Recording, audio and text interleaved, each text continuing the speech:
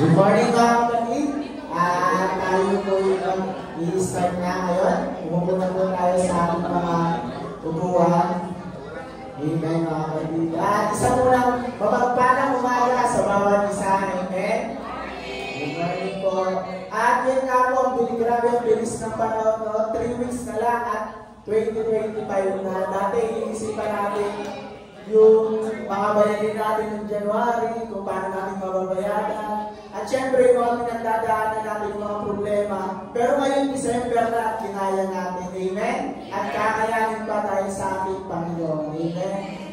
Kaya maraming talaga natin ibalik ang lahat ng papuri at pasasalamat sa Kanya. Amen? Inanyahan ko pang lahat na tumayo. Inanyahan ko rin mo si Brother Gala para sa ating opening prayer. Ganda po natin ang ating mga sarili sa ating gagawin pananampakan. Tumulog po tayo sa ating Panginoon. Ay kung lahat ay hallelujah. Dakilang Diyos sa mga banal. Nagpapasalamat po kami, Ima, sa araw na ito ng iyong pinagkaroon sa amin upang ikaw ay aming papurihan, sambahin, kakilain sa Espiritu at sa katotohanan. Ama, una sa lahat, humihiling po kami ng iyong pagpapatawad sa lahat ng aming mga pagkukulang at ng aming mga inisip, sinalita at ginawa na hindi naging katanggap-tanggap sa iyo, Panginoon. Ipatawad po ito sa amin. Gawin mo po kami karapat-dapat sa aming gagawin paglapit sa iyo sa umagang ito. At humihiling po kami, Panginoon, ng gabay ng iyong banal na Espiritu sa lahat ng iyong itatayo, Panginoon, lalo tigit sa lalaking gagamitin mo upang magdala ng iyong mga banal na salita. Tinatas din po namin, Panginoon, ang aming mga kapatid na wala pa sa lugar na ito. Ingatan mo sila, Ama. Ikaw ang siyang sumama sa kanila at hayaan mo makasama namin sila sa isang malaya at masayang pananambahan. Umaasa po kami, O Diyos, sa pamumuna ng iyong banal na Espiritu sa pasimula hanggang sa katapusan. Sa iyo ang lahat ng papuri, kalwalhatian at pasasalamat. Sa pangalan ng aming Panginoon Jesucristo. Amen. God is the strength of my heart. God is the strength of my heart. God is the strength of my heart and my portion forever.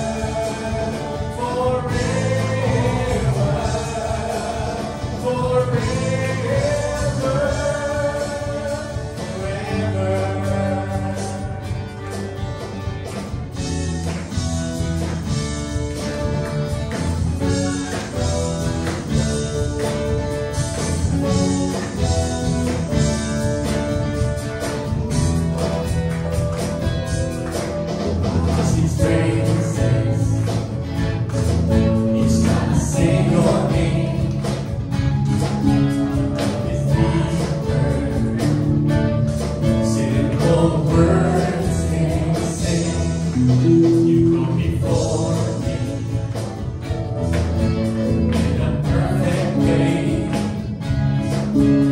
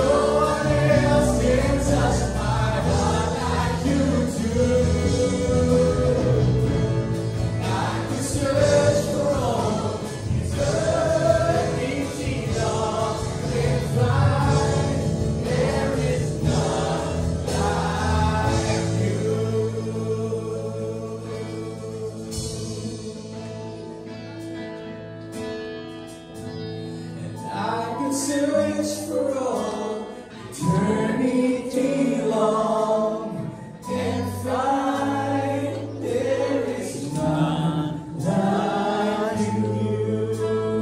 I could search, and I could search for all eternity long and find there is none like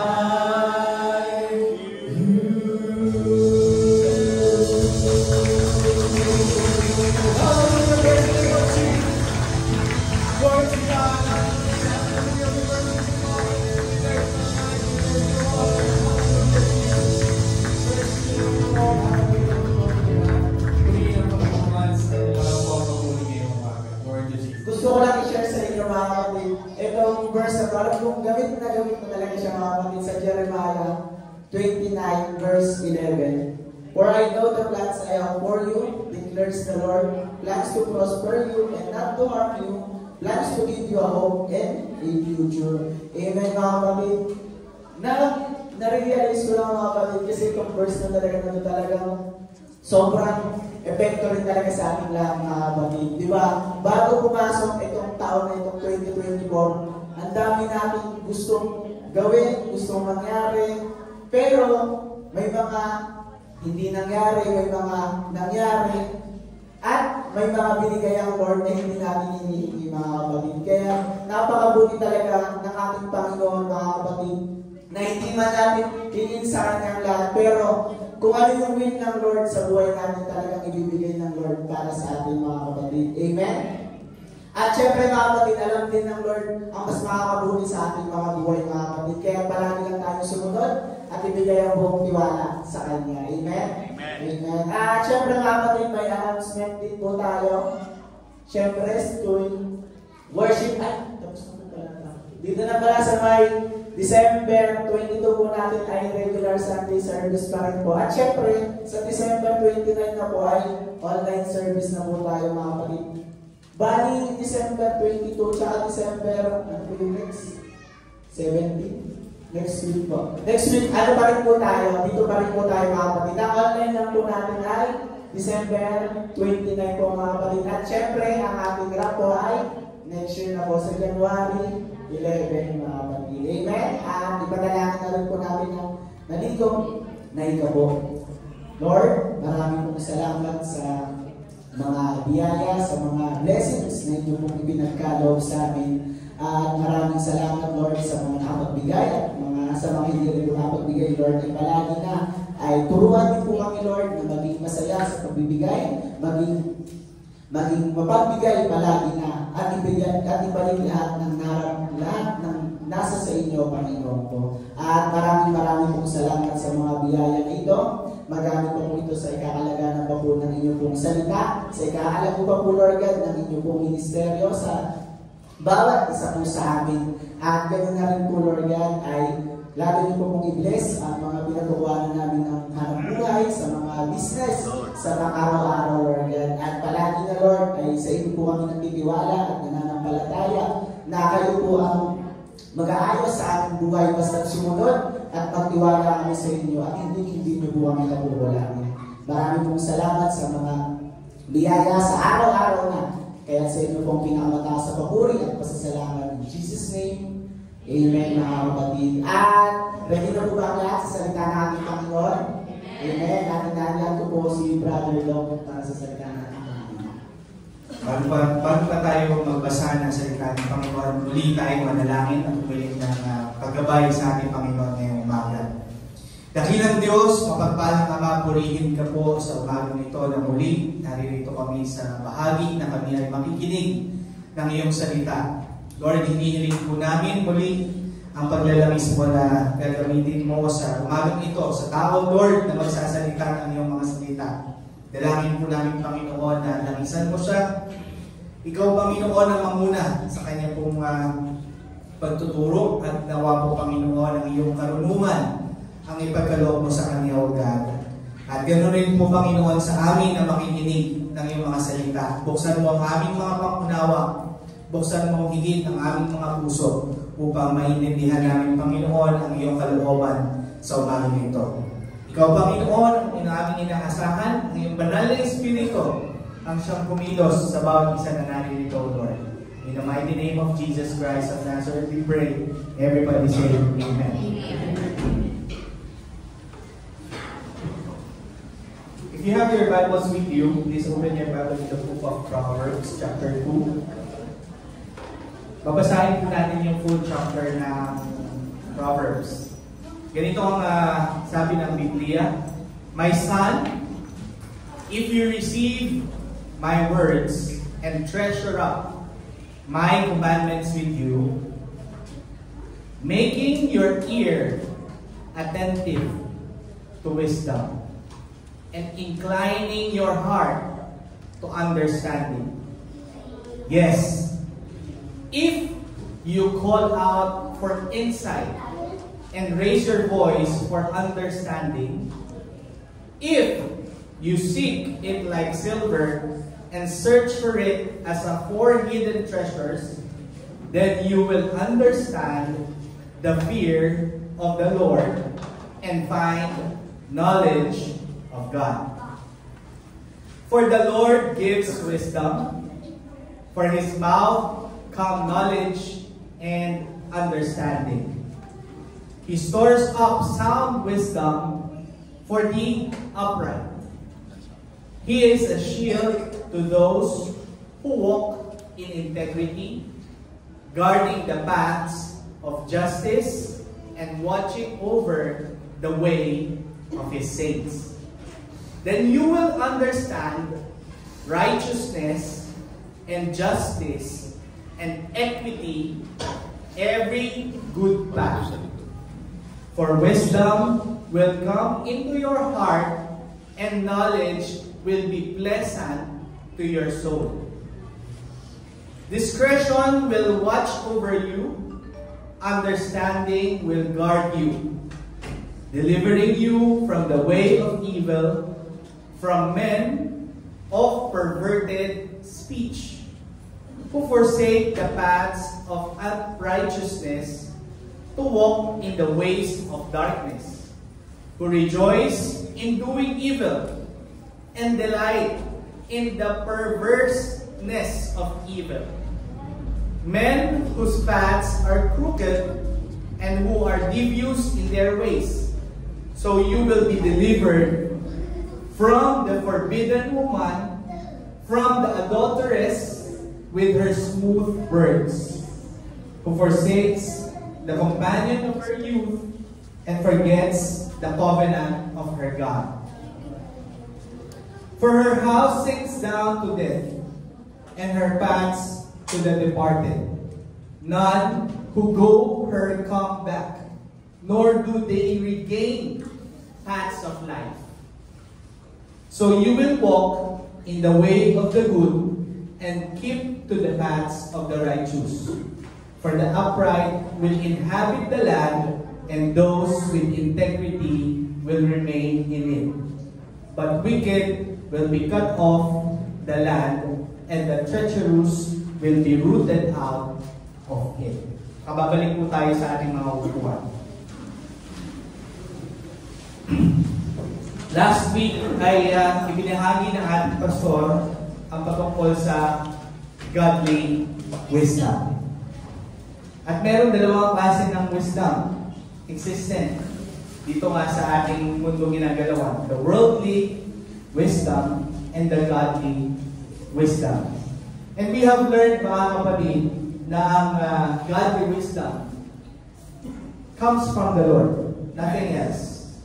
Wala pong ibang pinanggagalingan ang godly na wisdom kundi sa ating Panginoong Diyos. Sa salita ng ating Panginoong Diyos. And we also learned na sa godly wisdom, this is through the revelation na ibinibigay ng Diyos sa bawat isa sa atin. Hindi po ito sa, sabi ng ating pastor, hindi ito sa interpretation, but through revelation na ibinibigay ng ating Panginoon Diyos. Now, this morning, meron pong tanong na ating sasagutin. Can I ask God wisdom? And I will honestly say, yes. We can ask God for wisdom. At kung ating titignan yung ating binasa,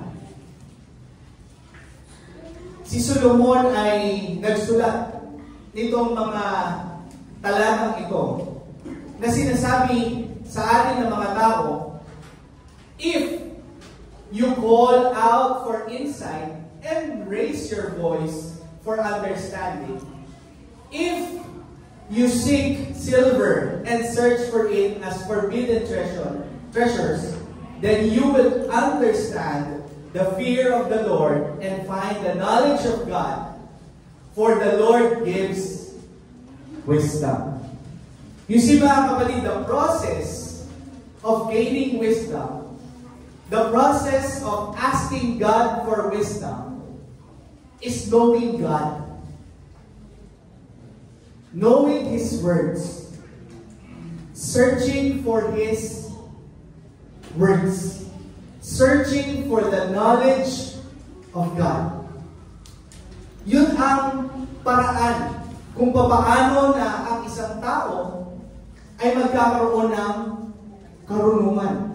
Kaya sinabi ng ating Panginoon, ng ating pastor na sa Diyos nanggagaling ang karunungan, subalit isang bagay mga kapatid that I need to emphasize, that even though God gives wisdom, we should be the one to make an effort and ask God for wisdom.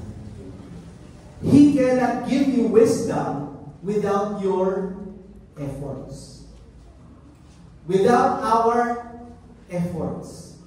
Kasi ang sabi dito mga kapatid, if you call out for insight and raise your voice for understanding, if you seek silver and search for it as for hidden treasure, then you will understand the fear of the Lord.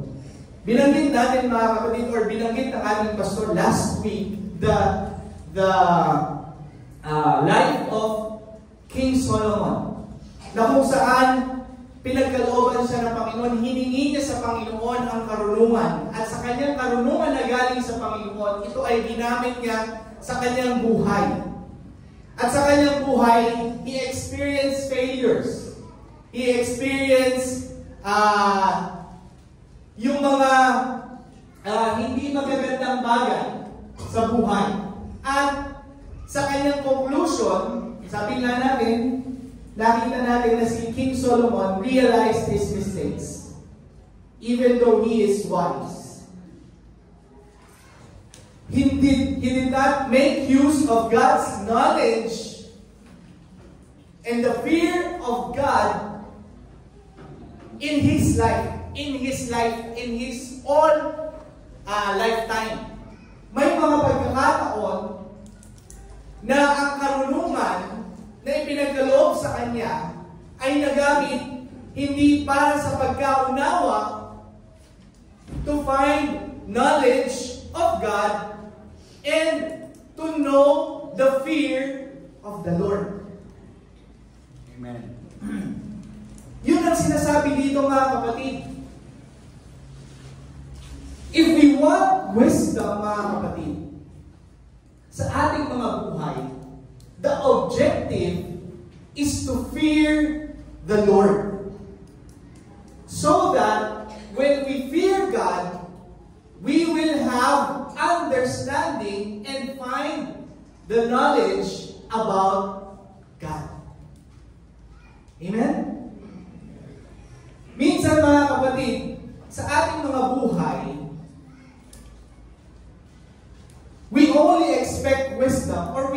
God's wisdom or we ask God's wisdom occasionally. Hello? Bakit occasionally, Brother Dong? Pag meron lang big decision na kailangan gawin. Ano yung mga big decision? Ito ba, Lord, ang tamang babae na pakakasalan ko? Ito ba, Lord, ang tamang lalaki na pakakasalan ko?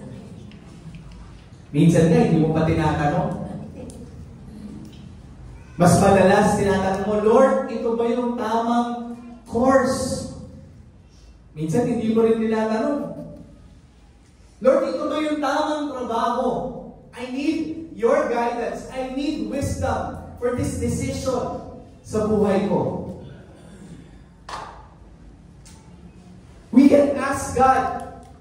Yes, we can ask God. But the question is, do we ask God every time in our life?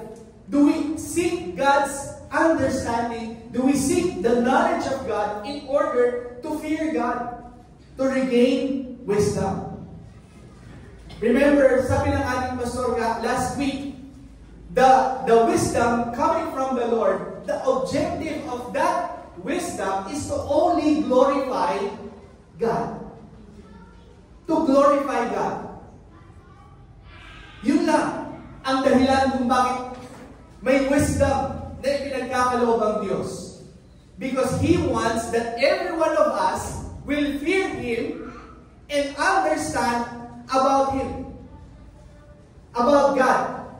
At pag naiintindihan natin kung sino ang Diyos, kung ano ang Diyos, ano ang gusto ng Diyos, yung buhay natin, yung desisyon natin, yung gagawin natin, ang aim natin is not for our self-glorification, but for the glorification of God.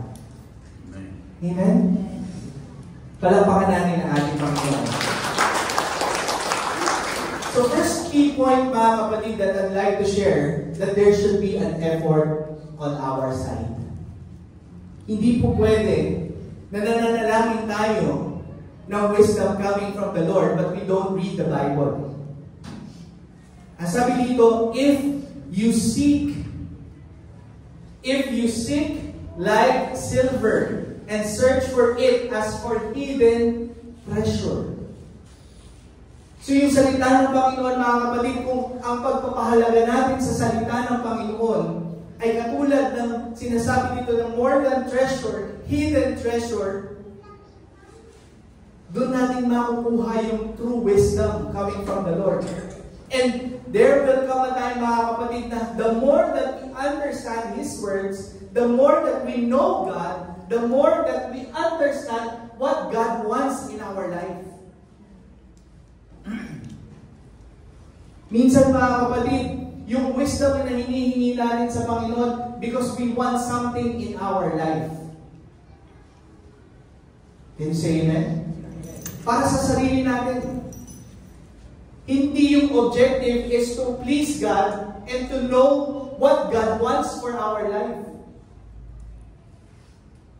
Iniisip lang natin yung mga bagay na hindi naman masama. Kasi iniisip natin yung bagay na makakabuti sa atin. Pero alam natin, mga kapatid, that sometimes our heart is deceitful. Sabi nga ng Biblia, our hearts is the most deceitful thing sa ating mga tao. Ang ating mga puso. And one quotation, mga kapatid, na naririnig ko minsan sa mga worldly wisdom, do not decide when you are very happy. Do not decide when you are very sad. Do not decide when your emotion is high, especially when you are making big decisions. Because when you decide when your emotion is high, ano nangyayari? Clouded yung ating mga pag-iisip. Kasi our heart deceits or nadadaya yung ating logical thinking. Pero mga kapatid, logical thinking sometimes doesn't meet the requirement of righteous thinking. Can you say amen? Logical thinking. Meron tayong proseso sa gobyerno. Everybody is doing the same thing. Ano yung ibig ko sabihin? Madulas. Para mabilis. Para mabilis maayos.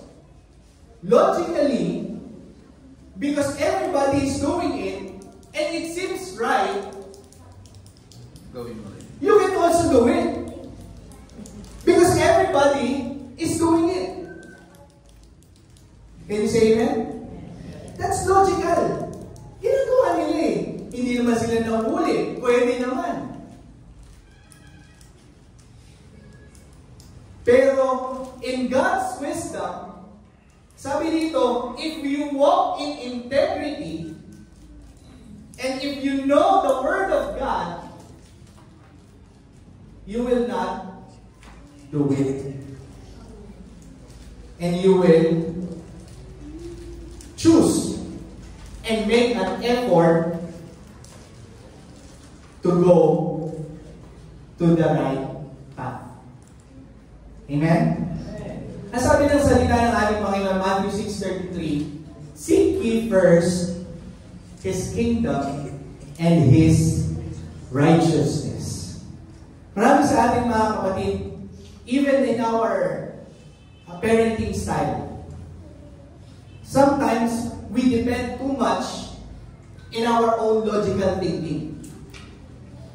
In our parenting style, ganito ko pinalaki ng magulang ko, naging maayos naman ako. Hindi naman ako napariwara. Ganyan din ang gagawin ko sa mga anak ko. Logically, tama. Kasi ganyan ka pinalaki ng magulang mo eh. Maayos naman yung values mo. Pero mga kapatid, it doesn't mean na lumaki ka ng tama ay wala ng room for improvement yung parenting style na gagawin mo sa mga anak mo. And sometimes we don't seek the righteousness and the kingdom of God when we're dealing with our children. Ang nangingibabaw, yung ating logical thinking. Kasi ganito siya eh. Kasi parang ganito siya eh. Kasi ganito siya. Pero mga kapatid, the only way and the best way is to be rooted and guided in God's words. Amen. Kung meron man tayong ituturo at papalakihin ang ating mga anak, kung paano natin sila sasawayin, mga kapatid, we need wisdom coming from the Word of God. Even the words that will come out in our mouth kapag kausap natin yung ating mga anak, kailangan ng karunungan na nagmumula sa Diyos. Lalo na ngayon na puro TikTok ang generation ng ating mga anak. Sabi ko nga, kahapon umattend ako ng biggest cosplay event sa MOA sapagkat kailangan po ng aming kumpanya na mag-represent doon sa event na yun. Nandun ako mga kapatid, hindi ko talaga mag-gets. Hindi talaga ako makarelate.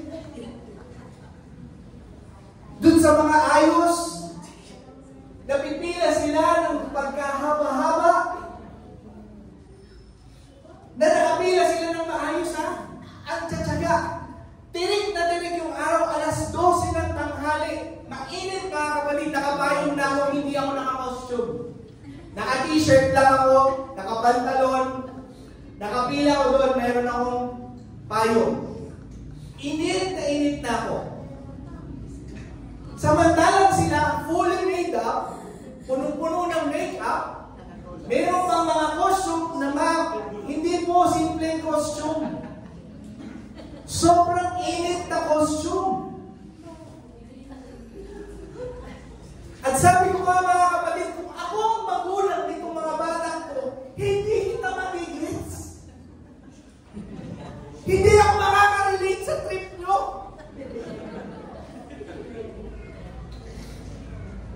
And logically mga kapatid, pag yun ang pinairal ko, baka hindi kami magkaintindihan ng anak mo. Kaya mga kapatid, wisdom is needed daily in our life. Yung karunungan na nagmumula sa Diyos, kailangan talaga natin yung hanapin palagi. We need to seek first His kingdom and His righteousness. Kung ang iisipin ko ay logical thinking, sasabihin ko walang kwenta yung pinagagawa nila. I will be clouded with my emotions. Dahil hindi ko trip yung trip nila. But it doesn't mean that my feeling is right. You say amen? Kasi wala na sila maling ginagawa. Gusto lang nila mag-costume. Gusto nila mag-cosplay. Diba? Pero ako, hindi ko talaga maintindihan. Bakit nila ginagawa yun? Pero we need understanding coming from the Lord. Amen? So yung patience mo, yung understanding mo, doon sa tao, mangyayari, you will seek first to understand, to be understood. Kasi minsan, we seek first to be understood and for them to understand us. Pero hindi po yun ang wisdom na galing sa Panginoon. Sabi nga ng Panginoon, di ba? Huwag mong tingnan ang iyong sarili na mas mataas kaysa sa iba, kundi ipakita mo muna or hanapin mo muna yung kapanganan ng iba bago ang iyong sariling kapanganan. So hindi tayo magkakaintindihan kung wala kang wisdom tungkol doon sa bagay na yun, sa salita ng Diyos. Ang iisipin mo, yung kapanganan mo. Yung sarili mong kapanganan. I have my rights and I need to exercise my rights. That's according to logical thinking. Bilang Pilipino, meron akong karapatan at ipaglalaban ko ang karapatan ko. Pero mga kapatid, even as a Filipino, you are first a Kristiyano. Amen? So kahit na tama na ipaglaban ang ating mga karapatan, we need to seek God's wisdom how you will practice your right as a Filipino Christian. We need to make an effort to be a wise Filipino Christian.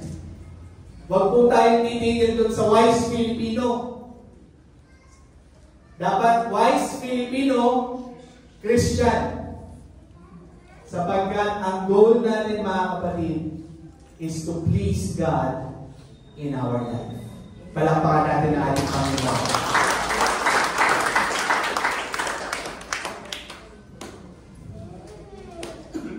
Uulitin ko lang mga kapatid. Sabi ng ating pastor last week, the source of wisdom is God. And hindi naman pupulong ang Diyos sa inyo. Amen? Mangungusap ang Diyos sa pamamagitan ng kanyang mga salita na nasa Biblia. Amen.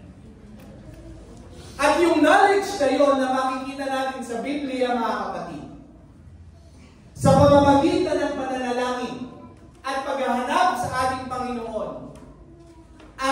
Espiritu, ang banal na Espiritu ng Diyos, ang magbibigay sa atin ng pang-unawa in order for us to apply the knowledge that we got from His words. Amen? Yung wisdom, mga kapatid, na sabi ng ating pastor last week, is the ability to make right decisions. The ability to make sound decisions. But it is not just logical, sound decision. It should be a righteous, logical, sound decision. Amen? Huwag natin aalisin yung righteous, sound decision. Righteous, logical, sound decision. Because there will be logical decisions, but it's not righteous decisions. At malalaman mo lang yun, mga kapatid, kung alam natin yung salita ng Diyos. James 1:5. Ano yung sabi ng ating pastor last week? So James 1:5, if you lack wisdom, if any of you lacks wisdom, you should ask God, who gives generously to all without finding fault, and it will be given to you. So sa ating paghingi sa ating Panginoon, ang hahanapin natin, mga kapatid, palagi ay ang salita ng Diyos. Ang pagbabasihan natin palagi ay ang salita ng Diyos sa ating mga desisyon. So dun sa mga decisions na ginagawa natin sa buhay natin, mga kapatid, even for finding the right partner, ano ang sabi? A good wife cometh from the Lord. A good husband cometh from the Lord. So anong gagawin mo? Hihingin mo sa Lord. Amen? Hihingin mo sa Lord. Ipapanalangin mo sa Panginoon. Dahil ang sabi sa salita niya, a good husband cometh from the Lord. So ano ba yung good? Eh, sabi kasi good. Hindi naman sabi handsome.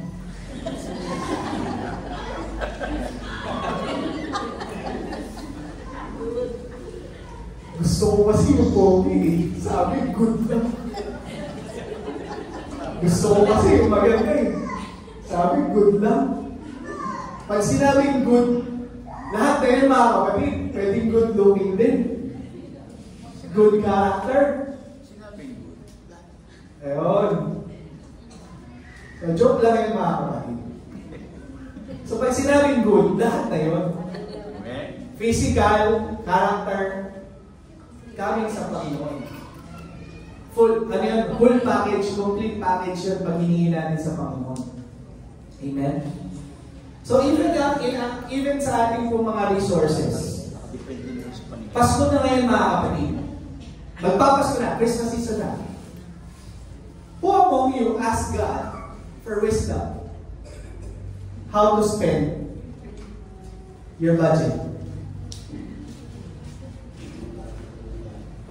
Sino sa atin na humihingi ng karunungan mula sa Diyos kung paano natin ibabudget yung ating mga budget?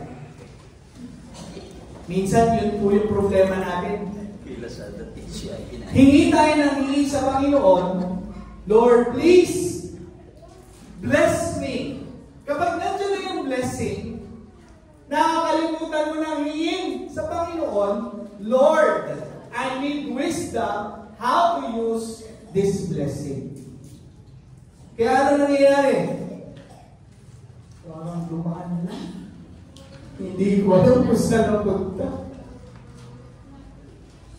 Kasi, we based on logical thinking. Kailangan mo ng wisdom mula sa Panginoon kapag ka magbabudget ka. Kailangan mo maging good steward, mga kapatid, sa pagpapala ng Panginoon. Kung titignan natin dito, mga kapatid, open your your Bible in Proverbs chapter 3. Yan. Tatalon ako ng konti. 9. Honor the Lord with your wealth. Hello? Hindi mo alam to. Hindi ko nabasa eh. Wala akong pag-aalam ng honoring God with our wealth. Hindi tayo magkakaroon ng karunungan how to honor God with our wealth. Amen? Kasi hindi natin alam eh. Kaya sinasabi ng Panginoon talaga na kailangan natin ang salita ng Diyos kung paano tayo mabubuhay righteously sa harapan ng Panginoon to please Him. So if we know already that according to Proverbs chapter 3 verse 9 that we need to honor God with our wealth, we need to seek God how to consume and use our wealth to honor Him. Amen? So, sino na sa inyo yung nag-honor sa Panginoon? Ng inyong mga kabuhayan, ng inyong mga pagpapala. Hindi ko na iisa-isahin kung paano, mga kapatid. Alam nyo na kung paano. Kung alam ninyo ang salita ng Panginoon. Amen? Malakay 3:10. Tapos, doon sa New Testament, God loves a cheerful giver. Oh. So, honoring God with your wealth comes with joy and comes with responsibility. Sometimes, we forgot yung joy. Ano una lang yung responsibility. Pero mga kapatid, honoring God comes with joy and with that responsibility through our wealth. Last month, pinag-usapan natin about generosity na shinare ni Brother Gabby. Amen? So yung generosity, kasama yan sa honoring God with our wealth. How can you be generous with the wealth that God gave us? Amen?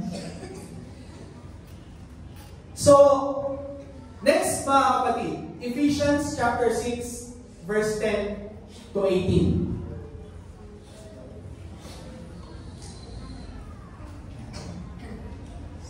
Ephesians chapter 6, verse 10 to 18.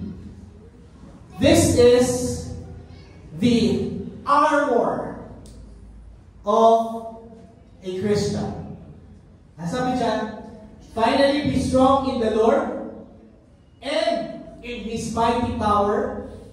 Put on the full armor of God so that you can take your stand against the devil's scheme.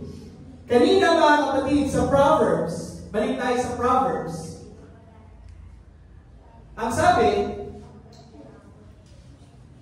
sa verse 10, for wisdom will come into your heart and knowledge will be pleasant to your soul.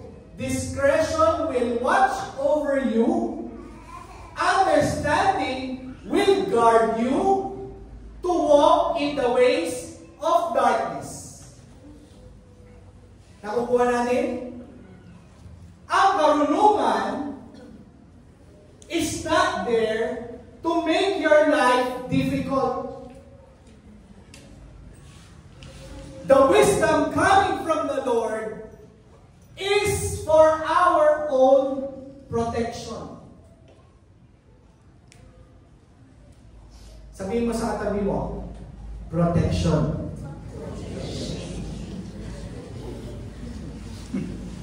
God's wisdom is for protection. Kung ayaw kang mapahamak, kailangan mong ng karunungan mula sa Diyos.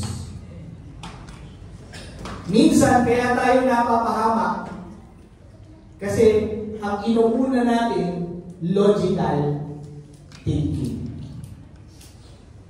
Yung logical thinking natin, limited. But the wisdom coming from the Lord is unlimited. Ang sabi dyan, for wisdom will come into your heart. So yung karunungan papasok sa ating mga puso. And knowledge will be pleasant to our soul. Ano yung knowledge na yun? Yung mga salita ng ating Panginoon. Ito ay magiging mabuti para sa ating mga kaluluwa. At ano ang sabi? Discretion will watch over you. Ibig sabihin, yung ating mga pagpili ay magiging bantay or nababantayan. At ang sabi dito, understanding will guard you to walk in the ways of darkness. We are currently walking in the ways of darkness. Sabi nga ni Elder Galo, ang hindi niya magets is yung ice cream yummy. Sa TikTok, nagumanyan na ng gumanyan, ice cream yummy, tapos may ba, thank you, ganyan. Diba? Kung walang karunungan, sabi nga ni Elder Galo, kung walang karunungan, ang ice cream yummy na rin kayong lahat, mga kapatid. And probably, logically, walang mali kasi gusto mo kumita. And yun ang puso. Logically. Pero ano ang sabi? For wisdom, come into your heart. Kung alam mong ikaw ay Kristiyano, lalo na sa ating mga kabataan, kung ikaw ay Kristiyanong kabataan, you will not use your body, your temple, for the gratification of the watchers. Can you say amen? Ano ibig ko sabihin? Marami ngayon sa TikTok, mga kapatid, na kumikita gratifying the eyes of the watchers with their bodies. Amen. Ice cream yan.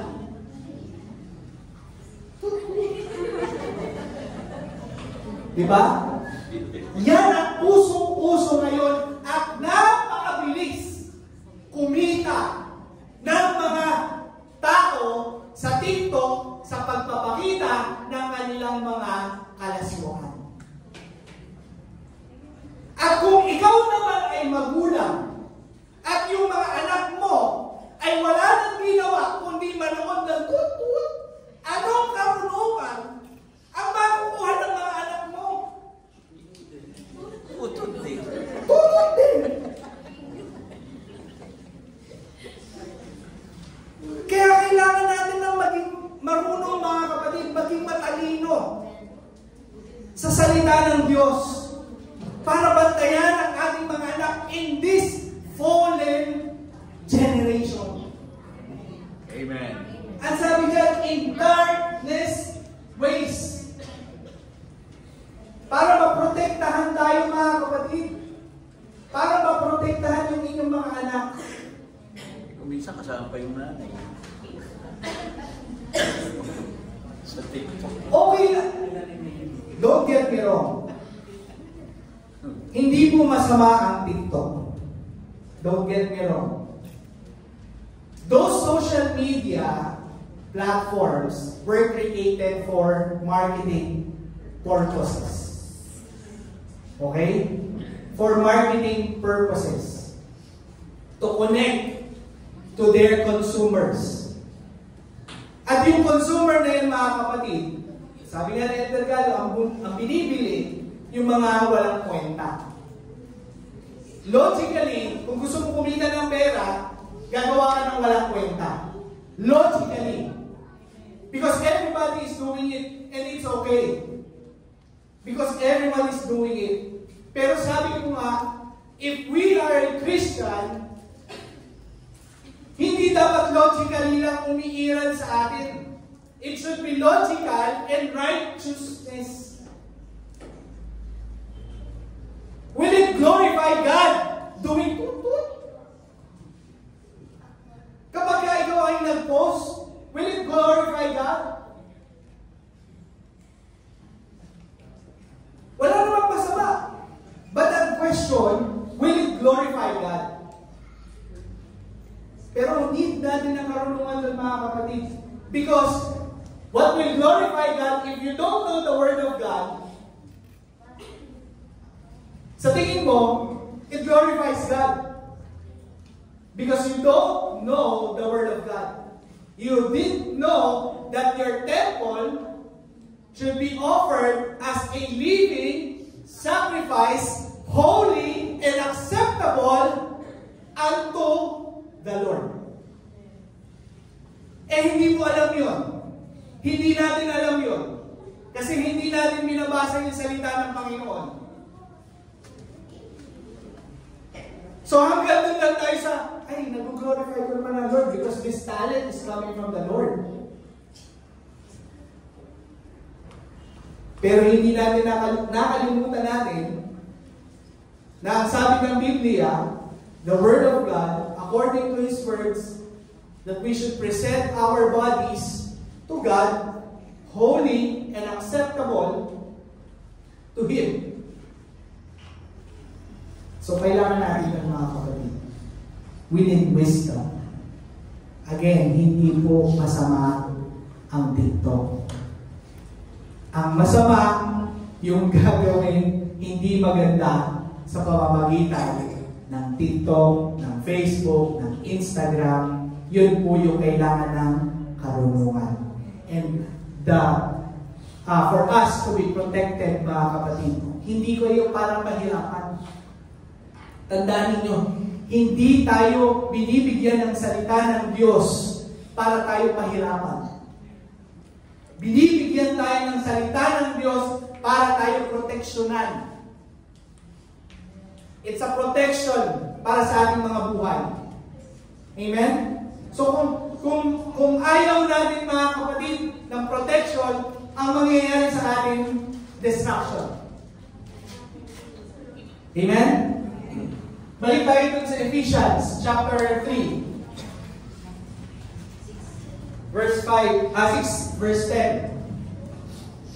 Sabi dyan, therefore put on the full armor of God so that when the day of evil comes, you may be able to stand your ground.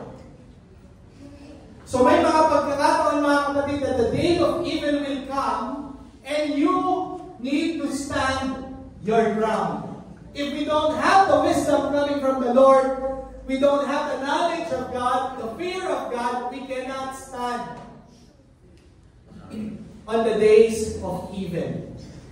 At ang sabi dyan, and after have done everything to stand, stand firm. Then, with the belt of the truth, buckle your waist, and breastplate of righteousness in place, and with your feet fitted with the readiness that comes from the gospel of peace. In addition to all this, take up the shield of faith, which you can extinguish all the flaming arrows of the evil one. When everything, the world is attacking us with those evil things, mga kapatid, this is our armor.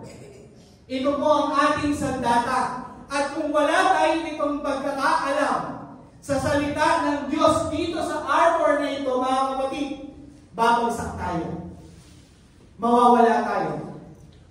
Balik tayo ulit dun sa Proverbs. Ano ang sabi dun sa Proverbs chapter 2? Sa verse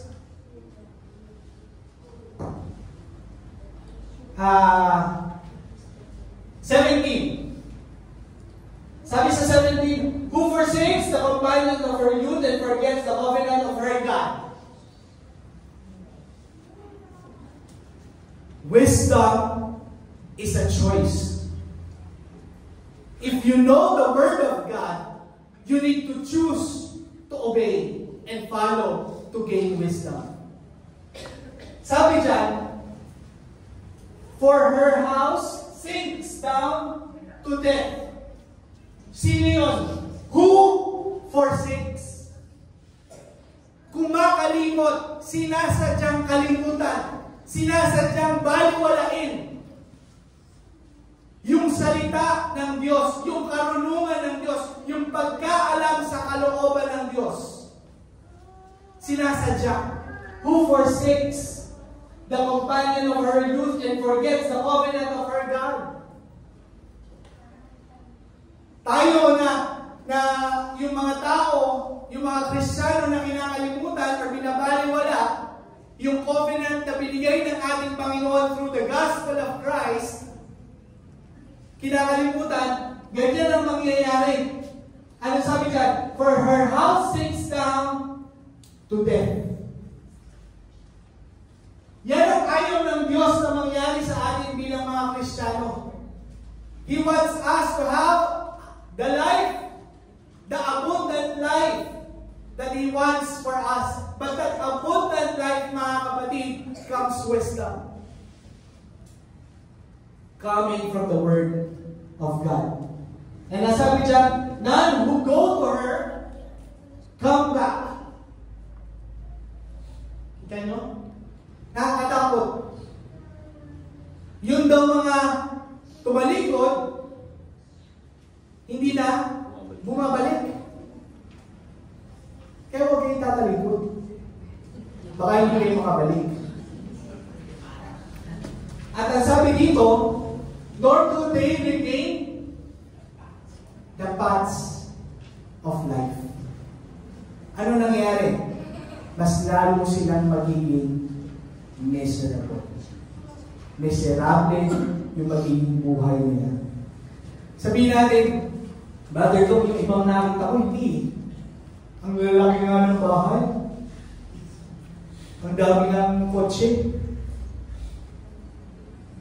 You cannot measure life by the big house.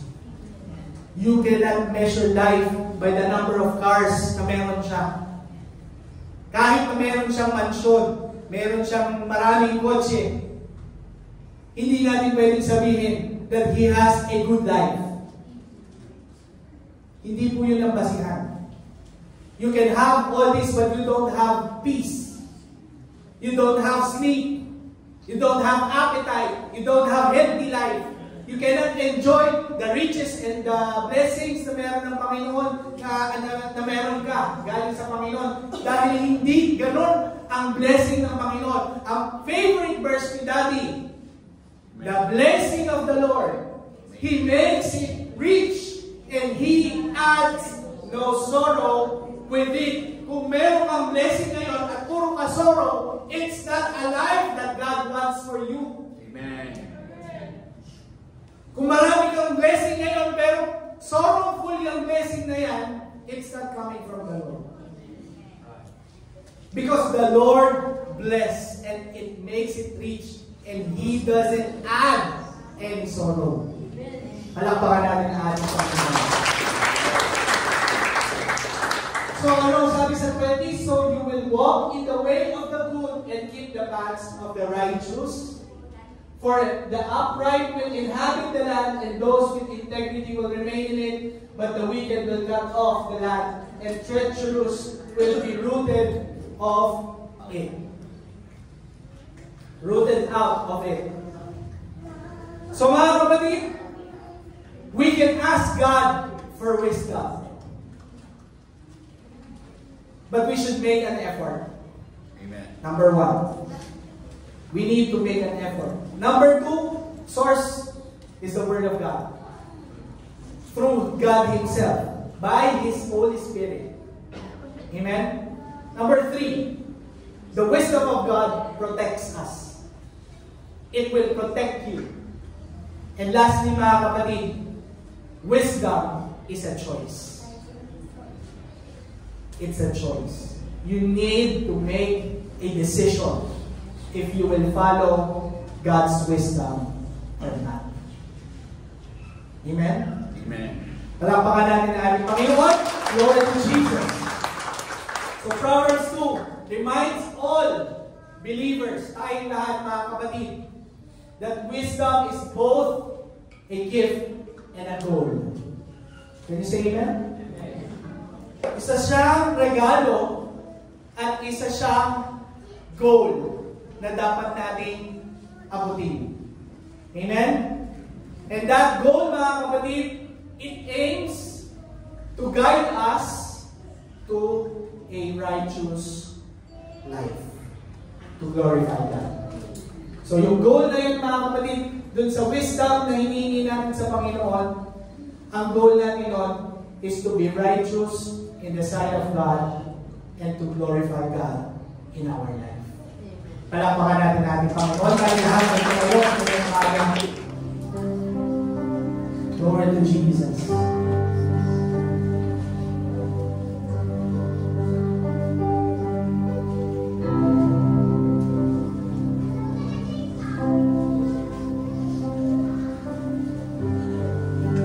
Glory to the Lord. Hallelujah.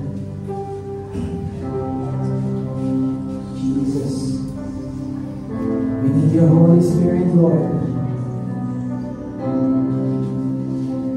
We humble ourselves. We need the wisdom coming from your Holy Spirit, Lord.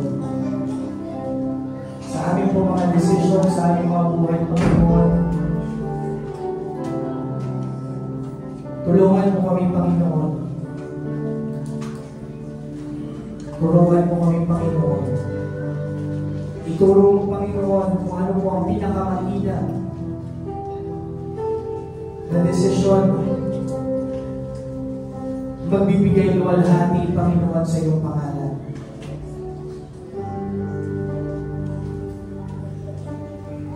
Forgive me po, Panginoon, sa aming po mga naging desisyon na hindi po namin kinonsulta sa inyo. Na umasa kami, Panginoon, sa aming sariling talino, sa aming sariling lakas. Patawarin mo kami, Panginoon.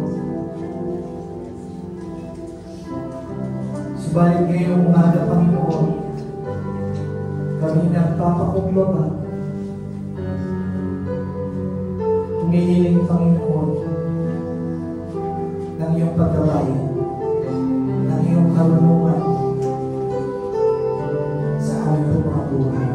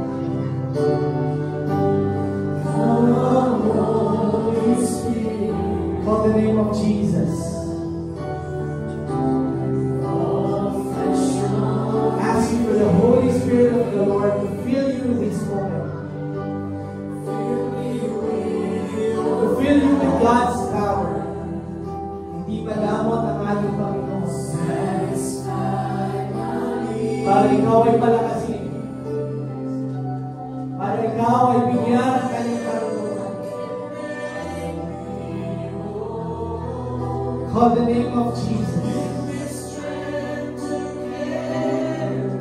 Come on, call the name of Jesus. Jesus. Jesus. Jesus. Fill me with your power, Lord. Jesus. Oh, yes, Jesus. Oh, Jesus. We ask for your Holy Spirit right now. Jesus. Oh, Jesus. Yes, Lord. Jesus. We are weak, Lord. Hindi namin kaya, Panginoon, ang mag-isa. Hindi namin kaya sa ating sarili. We need your Holy Spirit right now, Lord. Come on, Lord. Touch us, Lord. We are asking for your help, Lord. Jesus. Jesus. Yes, Lord, yes. Fill me with your hands in my life. Let the river go on. Let the river go on. Touch me once again with your love. Thank you, Lord, for your words. Thank you, Lord, for encouragement. Thank you, Lord, for your teaching, oh God. Thank you, Lord, for your reminder, oh God. Maraming salamat, Panginoon, sa kabutihan mo sa aming mga buhay. Tunay na hindi ka nagpapabaya. Tunay na hindi ka, Lord, nagkukulang kahit kailan sa bawat isa sa amin. Lalo na po, Panginoon, sa aming pangangailangan spiritual. Lord, we are asking that you will continue to bless this church with your Holy Spirit, to encourage us, Lord, with your words, and to give wisdom sa lahat po ng mga mamamaral, lalo na po sa aming pastor, Panginoon, at sa lahat ng mga ministry heads, and to everyone, every LAC members, Panginoon. We are asking, Lord, that you will always grant us with the wisdom that is coming from you, so that we will be able to praise you and glorify you in our lives. Lord, ihatag mo po kami sa aming pag-uwi. We ask for your protection. And we ask for your provision in all our needs, O Lord. Ikaw, Panginoon, ang siyang pumilos sa lahat po ng aming mga karamdaman. Pagalingin mo ang aming mga sakit, O God. In the mighty name of Jesus Christ. Heal us, O God. And Lord, dalangin namin na sa aming susunod na gawain ay bitbit namin ang pananagumpay na nagmumula sa iyong banal na Espiritu. In the mighty name of Jesus Christ, we ask this, Lord. Everybody shout, Amen. Amen.